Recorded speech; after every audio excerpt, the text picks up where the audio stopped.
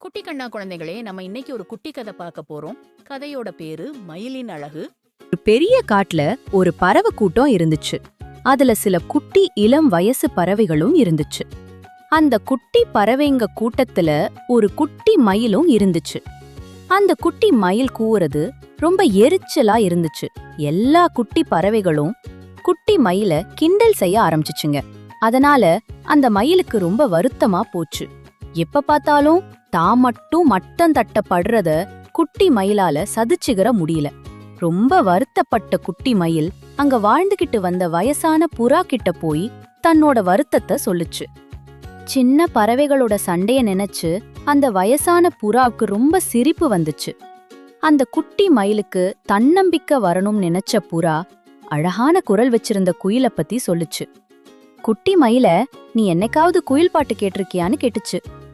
அத கேட்ட குட்டி மயில், ஆமா நான் கேட்டிருக்கேன், குயில் ரொம்ப அழகா பாடும், அதோட குரல் ரொம்ப அழகா இருக்கும்னு சொல்லுச்சு.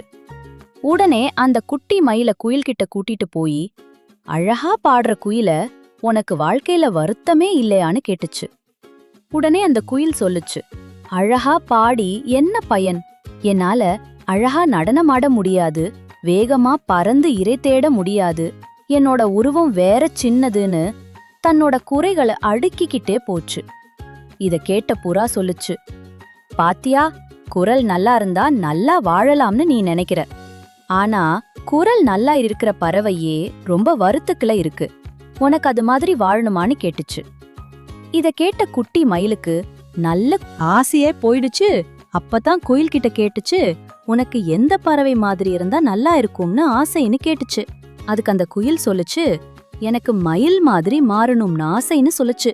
இத கேட்ட குட்டி மயில் கேட்டுச்சு, ஏன் அந்த குயில் என்ன மாதிரி மாறணும்னு கேட்டுச்சு. எனக்கு நல்ல குரல் இல்லையேன்னு சொல்லுச்சு. அதுக்கு அந்த புறா சொல்லுச்சு, உனக்கு குறைன்னு நினைக்கிறது இன்னொரு பறவைக்கு இருக்கிற மாதிரி மத்த பறவைகளுக்கு இருக்காத நல்ல விஷயங்கள் உனக்கு இருக்கு. நீ குட்டியா இருக்கிறதுனால உனக்கு தோகை இன்னும் வளரல. நீ பெரியவனா வளர்ந்ததும் உனக்கு மிக அழகான தோகை வரும். எல்லா பறவைகளும் உன்னோட அழக பார்த்து கொண்டாடுவாங்க. அதனால இன்னைக்கு நீ இருக்கிற நிலைமைய பார்த்து கிண்டல் செய்யறவங்கள விட்டுட்டு நல்ல மனசோட நல்ல தன்னம்பிக்கையோட வளரணும்னு சொல்லுச்சு. பெரிய பறவையான புறாவோட அறிவுரைய கேட்ட குட்டி மயில் மனசு தைரியமா வாழ ஆரம்பிச்சுச்சு.